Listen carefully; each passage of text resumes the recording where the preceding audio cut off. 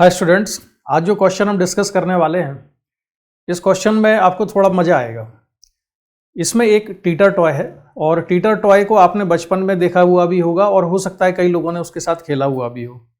Teeter toy में जैसा कि आप देख रहे हो, एक बेस है और एक बेस पर एक रॉड रखी हुई है। ठीक है, रॉड का जो एंड पॉइंट है वो पॉइंटेड है, जिसको आप कह सकते हो कि ये पाइवोट है यहाँ से।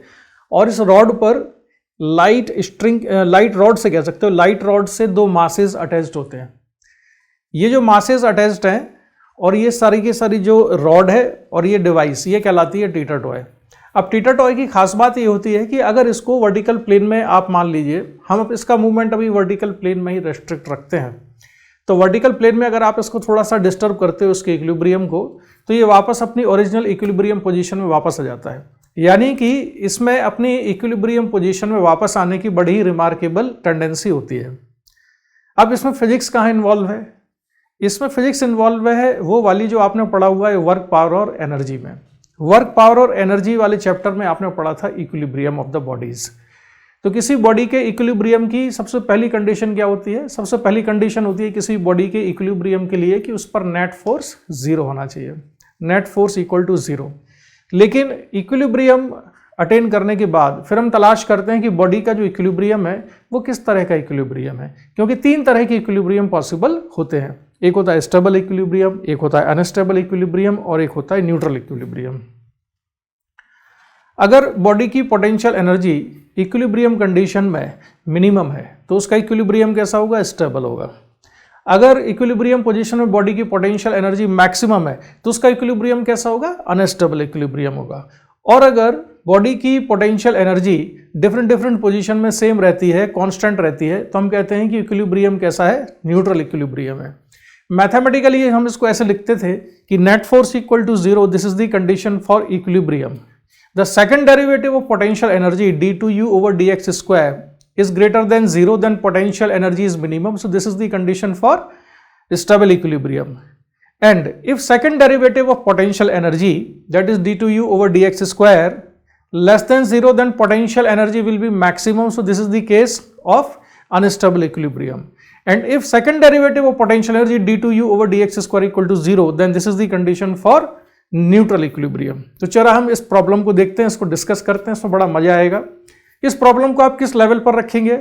इस प्रॉब्लम को अगर फाइनल रिजल्ट पता है, जो कि मैं पूरा डेरिवेशन करके निकालने वाला हूं, अगर फाइनल रिजल्ट पता है हमें, तब आप कह सकते हो कि ये प्रॉब्लम नीट लेवल का है। और अगर फाइनल रिजल्ट नहीं पता है, हमको सारा कुछ डेरिवेशन करके निकालना पड़ेगा, तो आप बिल्कुल कह सकते हो कि ये एडवांस लेवल की प्रॉब्लम है। ठीक है, तो चलिए देखते हैं इसको कैसे सॉल्व करेंगे। लेकिन फाइनल रिजल्ट निकालने के बाद में डायरेक्ट उसको यूज करूंगा क्वेश्चन के सोल्यूशन में, तब आपको लगेगा कि ये नीट लेवल की है। लेकिन इन द प्रोसेस जब हम डेरिवेशन कर रहे होंगे, उसको भी ध्यान से समझिएगा। ये केवल आपको इस प्रॉब्लम में काम नहीं आएगा, ये काम आएगा आपको और भी डिफरेंट टाइप की प्रॉब्लम सॉल्व करने में, क्योंकि इसमें जो कॉन्सेप्ट इन्वॉल्व है ये और भी क्वेश्चंस में और भी प्रॉब्लम्स में इन्वॉल्व होगा। ठीक है,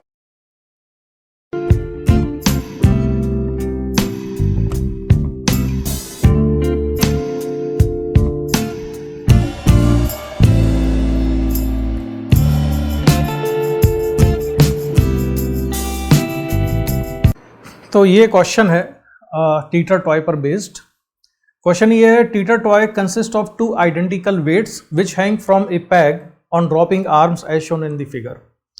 तो यहाँ पर एक पैग लगा हुआ है और ये लाइट रॉड्स हैं। इन दोनों लाइट रॉड्स से जो है 2 मासेस यहाँ पर अटैच्ड हैं, एक तो ये वाला मास है और दूसरा ये वाला मास है। ठीक है, the arrangement is unexpectedly stable, the toy can be spun or rocked with little danger of toppling over. यानी इसका बैलेंस बड़ा कमाल का होता है। इसको थोड़ा बहुत आप इसको टिल्ट कर देंगे तब भी ये वापस अपनी इक्विलिब्रियम पोजीशन में आ जाता है। For simplicity consider only the rocking motion in vertical plane. यानी कि हमको ये मान के चलना है कि ये केवल वर्टिकल प्लेन में ही ऑसिलेट करेगा, यानी कि ये इस तरह से ऑसिलेट करता है। ठीक है, vertical plane for the teeter toy to be stable. तो टीटर टॉय स्टेबल रहे उसके लिए हमको बताना है कि इनमें से कौन सी कंडीशन सेटिस्फाई होनी चाहिए। जो 4 ऑप्शन दिए गए हैं, L less than L/2, capital L greater than L/2, capital L equal to small l and D none of these. तो देखो ये जो क्वेश्चन है इसमें तो अल्फा की वैल्यू दी हुई है, अल्फा की वैल्यू कितनी है 60 डिग्री है, लेकिन हम एक जनरल क्वेश्चन सॉल्व करेंगे जिसमें एंगल अल्फा की टर्म्स में ही आंसर होगा, बाद में फिर इस पर्टिकुलर केस को हम डिस्कस करते हैं, ठीक है। तो आइए सबसे पहले हम बना लेते हैं यहाँ पर कि ये तो है बेस, ठीक है, और इसके ऊपर ये जो टीटर टॉय है ये रखा हुआ है। टीटर टॉय में एक रॉड है, यहाँ पर आप ये देख रहे हो कि एक रॉड है और दो लाइट रॉड्स हैं, एक ये वाली और दूसरी लाइट रॉड ये है, ये वाली। इन दोनों लाइट रॉड से मास कनेक्टेड है, एक ये वाला और दूसरा मास है यहाँ पर। मान लेते हैं इसकी वैल्यू कितनी है मास की, m के बराबर है, ठीक है। तो m मास इनके साथ में कनेक्टेड है। अब मैंने एक हॉरिजॉन्टल लाइन ड्रॉ की, दूसरी हॉरिजॉन्टल लाइन, ये जो डिस्टेंस है ये गिवन है क्वेश्चन में कैपिटल L के बराबर।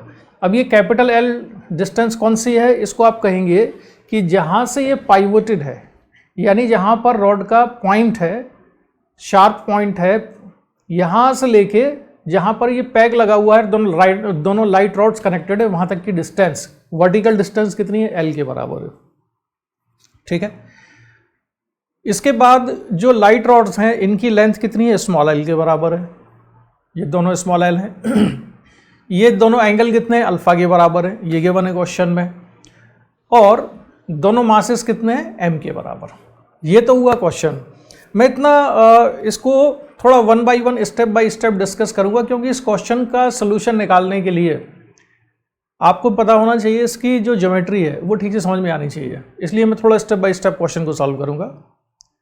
अब अगर मैंने इसको एक छोटे से एंगल थीटा से टिल्ट किया, यानी कि ये जो रॉड है यहाँ पर, इस वाली रॉड को अगर मैं थीटा एंगल से ऐसे टिल्ट कर दूं, ठीक है, तब मुझे कंडीशन देखनी है कि इसकी इक्विलिब्रियम की कंडीशन क्या होगी। लेकिन इक्विलिब्रियम की कंडीशन देखने से पहले मुझे ये देखना होगा कि अगर मैं थीटा एंगल से टिल्ट करता हूँ तो जो दोनों मासेस हैं m, एक राइट साइड वाला मास m और लेफ्ट साइड वाला मास m, इनके वर्टिकल लाइन के साथ कितना कितना एंगल हो जाते हैं, ठीक है। तो मैंने एक रॉड बना ली है यहाँ पर, ये जो रॉड है, ये वाली जो रॉड है, इसको मैंने यहाँ पर थीटा एंगल से टिल्टेड मान लिया है, ये थीटा एंगल से टिल्ट हो गई है।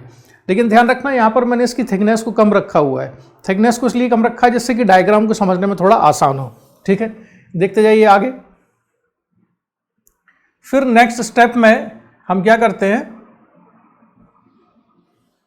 ये है मासेस, और कितना एंगल से इसको टिल्ट किया हमने, थीटा एंगल से। थीटा एंगल से टिल्ट किया तो ये जो आप देख रहे हो ना, ये वाली जो आर्म थी इसकी, ये वाली, ये आर्म जो थी ये थीटा एंगल से टिल्ट हो गई है, और जो रॉड थी यहाँ पर जो कनेक्ट हुई है ये भी थीटा एंगल से टिल्ट हो गई है। तो ये चीज़ आप ध्यान रखिएगा, मैं स्टेप बाय स्टेप बताता हूँ सारी चीज़ें आपको। ये हॉरिजॉन्टल लाइन बनाई, तो ये थीटा एंगल मैंने यहाँ पर अभी शो किया कि ये थीटा एंगल से रॉड टिल्ट हो गई है। अगर ये थीटा एंगल से टिल्ट हुई है तो जो ये वाला एंगल है ये तो अल्फा के बराबर ही रहेगा, इसमें कोई चेंज नहीं होगा। ये किस किस के बीच का एंगल था, रॉड के, और जो लाइट रॉड मास से कनेक्टेड थी वो एंगल अल्फा, ये हमेशा अल्फा के बराबर ही रहेगा, इसमें कोई चीज़ नहीं होगा। तो ये अल्फा एंगल ही है। इसके बाद जो वर्टिकल लाइन मैंने यहाँ से ड्रॉ की है ये वाली, इस वर्टिकल लाइन के साथ ये एंगल कितना होगा, ये भी थीटा होगा। अगर ये थीटा है तो इतनी ज्योमेट्री तो हमने पढ़ी हुई कि अगर ये वाला थीटा एंगल है तो ये एंगल भी कितना होगा, थीटा के बराबर होगा। चलिए, इसके बाद मुझे जो ज़रूरत है वो वाला मैं एंगल में देखना चाहता हूँ। मेरी रिक्वायरमेंट ये है कि जो यहाँ से लेके और यहाँ तक का जो एंगल बनेगा, ठीक है, जो लाइट रॉड है ब्लू कलर में जो बनाई हुई है मैंने, वो लाइट रॉड इस वर्टिकल लाइन के साथ कितना एंगल बनाती है, ठीक है। तो ये एंगल उतना ही होगा जितना कि ये वाला एंगल होगा, यहाँ से स्टार्ट होकर जो यहाँ तक एंगल आता है। तो ये टोटल एंगल कितना है, ये टोटल एंगल है अल्फा प्लस थीटा के बराबर। इसलिए ये वाला जो एंगल है ये भी कितना हो जाएगा, अल्फा प्लस थीटा के बराबर। समझ में आ गया आपको। वर्टिकल लाइन के साथ ये जो एंगल था, ये वाला एंगल कितना था रॉड का, ये था थीटा, ये ऑलरेडी अल्फा था। तो ये जो टोटल एंगल यहाँ से यहाँ तक का हुआ ये अल्फा प्लस थीटा के बराबर था, ठीक है। तो इसलिए ये भी कितना आएगा, अल्फा प्लस थीटा के बराबर।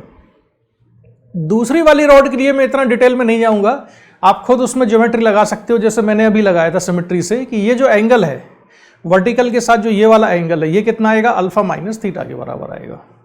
तो ये एंगल है अल्फा माइनस थीटा। तो ये तो हुई ज्योमेट्री की बात इसके, ठीक है। ज्योमेट्री अगर ठीक से नहीं समझोगे तो फिर पोटेंशियल एनर्जी लिखने में दिक्कत हो जाएगी। अब मैं पोटेंशियल एनर्जी इसकी लिखूंगा नेक्स्ट स्टेप में। तो फिर से थीटा टॉय मैंने बनाया और ये थीटा टॉय कितने एंगल से टिल्टेड है, थीटा एंगल से, ठीक है। देखते जाइए, ये थीटा एंगल,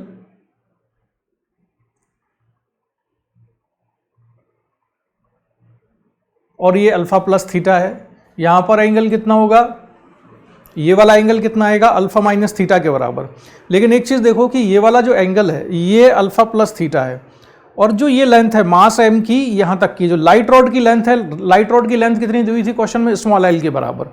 तो अगर ये स्मॉल l है तो ये जो वर्टिकल डिस्टेंस है ये कितनी हो जाएगी, l cos alpha plus theta के बराबर। क्योंकि ये अल्फा प्लस थीटा है तो ये लेंथ कितनी हुई, l cos alpha plus theta.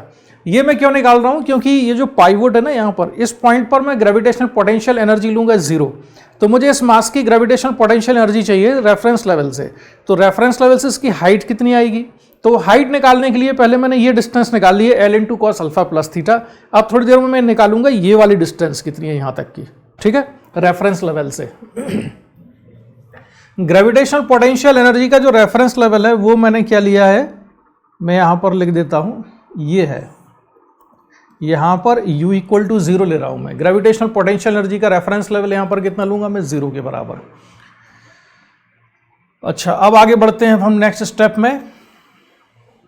Next step में ये देखिए आप, यहां से लेके और जो यहां तक की टोटल डिस्टेंस है, यानी कि जो पैग लगा हुआ था वहां से और ये पाइवोट तक की जो टोटल डिस्टेंस है ये कैपिटल L के बराबर थी, ये क्वेश्चन में गिवन था, ठीक है। लेकिन वहां पर ये रॉड कैसी थी, स्ट्रेट थी, लेकिन अब ये टिल्ट हो गई है।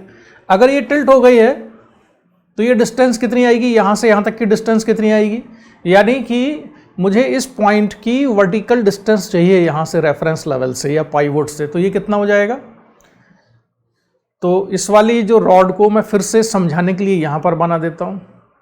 ये है कैपिटल L और ये कितना एंगल बना रहा है यहाँ पर, ये एंगल थीटा बना रहा है क्योंकि ये थीटा एंगल से टिल्ट हो गया है।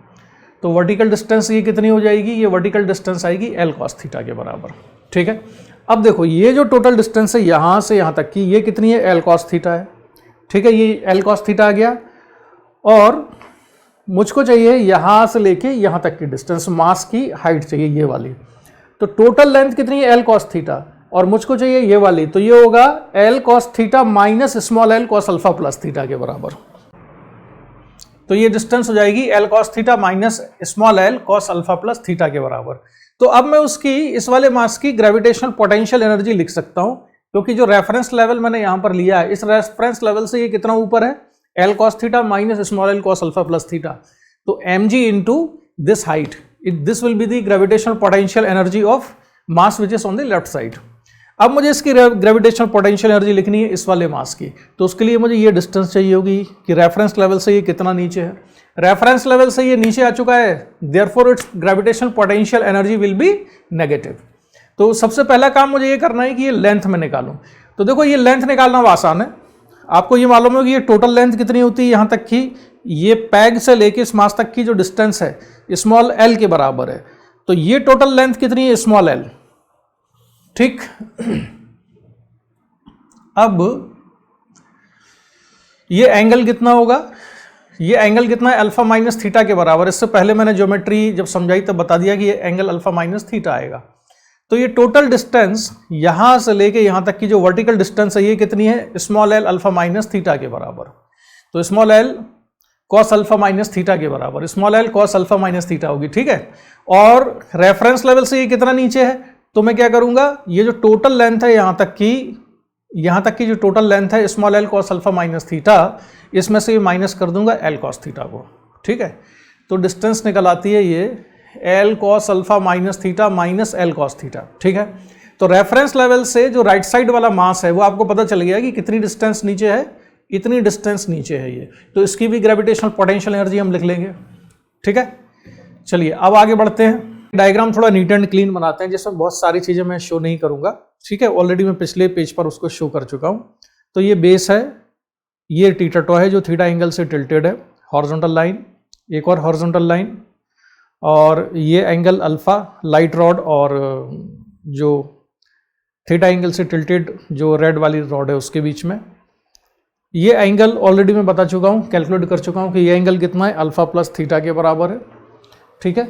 और ये जो डिस्टेंस है, ये क्वेश्चन में गिवन है हमको कि जहाँ से ये पैग बंधा हुआ है, ये पैग और जो पाइवोट है यहाँ तक की डिस्टेंस कितनी है, ये कैपिटल एल के बराबर है।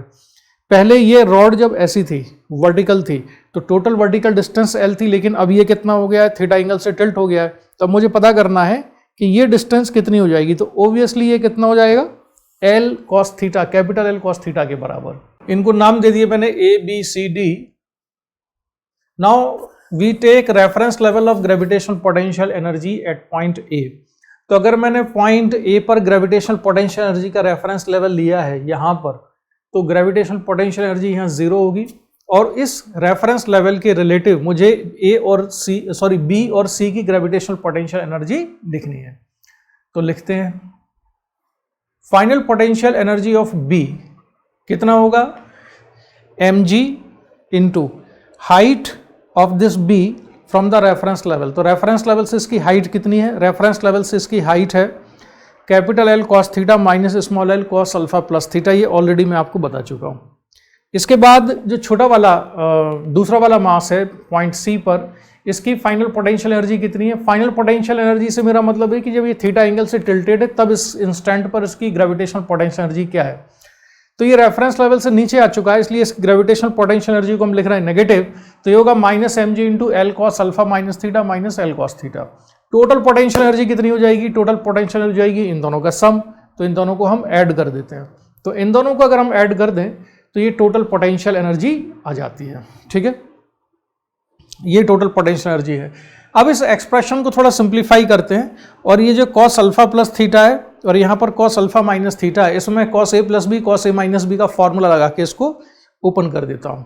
तो अगर इसको हम ओपन कर देते हैं और फर्दर एडजस्टमेंट करें तो क्या बचता है यहाँ पर, तो बचेगा, ये मैं फटाफट कर देता हूँ जल्दी से क्योंकि केवल सिंपल कैलकुलेशन है, उसमें कोई बहुत बड़ा कॉन्सेप्ट इन्वॉल्व नहीं है।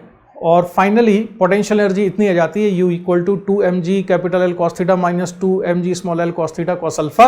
इसको फर्दर एडजस्ट करते हैं, कुछ चीज़ें कॉमन है उनको बाहर निकाल लेते हैं। And now we have equation number 3। तो आप यहाँ से देख सकते हो कि जब थीटा एंगल से इसको टिल्ट किया हुआ है, at that instant of time gravitational potential energy है 2mg cos theta into capital L minus L cos alpha के बराबर। ध्यान दीजिए यहाँ पर जो 2 है कांस्टेंट है, m कांस्टेंट है, g कांस्टेंट है, कैपिटल एल कांस्टेंट है, स्मॉल एल कांस्टेंट है और अल्फा भी कांस्टेंट है। वेरिएबल क्या है इस पूरे एक्सप्रेशन में, थीटा। तो हमको स्टेबिलिटी अगर इसकी चेक करनी है तो हमको देखना होगा कि थीटा की वो वैल्यूज या थीटा के लिए क्या कंडीशन होगी इसकी पोटेंशियल एनर्जी मिनिमम आए, ठीक है। तो आगे हमको थोड़ा मैक्सिमम मिनिमा का यूज करना होगा। इसके अलावा stable equilibrium, unstable equilibrium, neutral equilibrium के लिए क्या क्या कंडीशन की रिक्वायरमेंट होती है, बिल्कुल बिगिनिंग में ही मैं आपको स्क्रीन पे लिख के वो इक्वेशन दिखा चुका हूं, ठीक है। तो बढ़ते हैं हम आगे कैलकुलेशन पर। यह है इक्वेशन नंबर 1। और for stability of system potential energy कैसे होनी चाहिए, मिनिमम होनी चाहिए। तो मिनिमम पोटेंशियल एनर्जी की हमें तलाश करनी है, और पोटेंशियल एनर्जी किस पर डिपेंड कर रही है, थीटा पर। तो थीटा के रिलेटिव पोटेंशियल एनर्जी को मैं डिफरेंशिएट करता हूं। तो du by D theta equal to equation number 1 को अगर मैंने डिफरेंशिएट किया तो इसमें बाकी सब तो कांस्टेंट है, cos थीटा वेरिएबल था, तो cos थीटा का डिफरेंशिएशन कितना हो जाएगा, माइनस साइन थीटा के बराबर। तो ये माइनस साइन थीटा आ गया। अब अगर इसको मैंने 0 रखा, du by D theta equal to 0, तो इससे क्या कंडीशन आती है, इससे आ जाता है sine theta equal to 0। Sine theta equal to 0 यानी कि थीटा इक्वल टू 0। तो ये तो कोई बहुत एक्स्ट्रा ऑर्डिनरी कंडीशन नहीं हुई। थीटा इक्वल टू 0 का मतलब ये है कि जो रॉड थी, अगर वो रॉड ऐसी रहेगी वर्टिकल, रेड वाली जो रॉड थी अगर वर्टिकल रहेगी तो स्टेबिलिटी रहेगी, इसमें इक्विलिब्रियम रहेगा। तो ये तो कोई स्टेबिलिटी वाली कंडीशन नहीं हुई, मतलब स्टेबिलिटी वाली तो है लेकिन कोई एक्स्ट्राऑर्डिनरी कंडीशन नहीं हुई। तो उसकी तलाश करने के लिए मैं इसको फिर से एक बार डिफरेंशिएट करता हूं विद रिस्पेक्ट टू थीटा। तो सेकंड डेरिवेटिव हम निकालते हैं, d2u over D theta square must be positive. अगर सेकंड डेरिवेटिव पॉजिटिव होगा थीटा की किसी वैल्यू के लिए या किसी भी कंडीशन के लिए, तो पोटेंशियल एनर्जी कैसी हो जाएगी, मिनिमम हो जाएगी। अगर ये पॉजिटिव है तो पोटेंशियल एनर्जी मिनिमम होगी, मैक्सिमम मिनिमा, ये सभी आप लोगों ने पढ़ा हुआ है। तो मैं फिर डिफरेंशिएट करता हूँ इस इक्वेशन नंबर 2 को। तो देखो 2mg capital L minus L cos alpha, ये सारा तो कैसा है, कांस्टेंट है। इसमें वेरिएबल क्या है, केवल साइन थीटा। साइन थीटा का डिफरेंशिएशन हो जाएगा कॉस थीटा के बराबर, नेगेटिव साइन ऑलरेडी यहाँ पर है। तो ये होगा माइनस कॉस थीटा। अब देखो यहाँ पे सबसे इंपॉर्टेंट चीज आती है, मुझे जो सेकंड डेरिवेटिव है, ये सेकंड डेरिवेटिव कैसा चाहिए, सेकंड डेरिवेटिव चाहिए पॉजिटिव। अब जो इसमें राइट साइड में माइनस कॉस थीटा, ये टर्म तो ऑलरेडी नेगेटिव है, ठीक है, ये वाली जो वैल्यू है ये तो ऑलरेडी नेगेटिव, इसमें कॉस थीटा नेगेटिव नहीं होगा, ध्यान रखना। थीटा की जो वैल्यू है वो 0 से लेके 90 डिग्री के बीच में ही कहीं होगी, 90 से ऊपर नहीं जाने वाली। तो कॉस थीटा पॉजिटिव ही है, माइनस कॉस थीटा नेगेटिव ही होगा। अब रहा सवाल इस वाली टर्म का, capital L minus small L cos alpha का। तो यही टर्म अब इस पूरे एक्सप्रेशन को कैसा कर सकती है, पॉजिटिव कर सकती है। कैसे करेगी पॉजिटिव, अगर ये capital L minus small L cos alpha खुद नेगेटिव हो जाए तो एक ये नेगेटिव और एक ये नेगेटिव दोनों मिलके हो जाएंगे positive. So whole term become positive and when second derivative of potential energy is positive it means that potential energy will be minimum. तो पोटेंशियल एनर्जी मिनिमम आ जाएगी तो कंडीशन सेटिस्फाई हो जाएगी स्टेबिलिटी के लिए कि इक्विलिब्रियम कैसा होगा, स्टेबल होगा। तो चलो भाई आगे हम बढ़ते हैं। d2u over d theta square will be positive if capital L minus L cos alpha less than 0। और यहाँ से अब हमारा कंप्लीट हो गया डेरिवेशन या रिजल्ट हमने कंप्लीटली निकाल लिया कि स्टेबिलिटी के लिए जरूरी है कि capital L less then L cos alpha ये होना चाहिए, ठीक है। इतना सारा कैलकुलेशन करने के बाद जो कंडीशन में निकाली है तो आप डेफिनेटली कह सकते हो कि ये जो प्रॉब्लम है ये कहाँ पर है, ये जेई एडवांस लेवल का क्वेश्चन है। लेकिन अगर आपको डायरेक्टली ये रिजल्ट याद है capital L less than L cos alpha, अगर ये रिजल्ट याद है डायरेक्टली तो क्वेश्चन को देखते ही बगैर कैलकुलेशन किए पेपर पेन का यूज किए हम इस क्वेश्चन का आंसर दे सकते हैं, ठीक है। तो मैं जरा उस क्वेश्चन पर आता हूं। ये है ये वो क्वेश्चन जिसका आंसर हमको देना है। इस क्वेश्चन में अल्फा की वैल्यू 60 डिग्री है। अब मैंने अभी ये भी प्रूव किया पूरा डेरिवेशन करने के बाद कि फॉर स्टेबिलिटी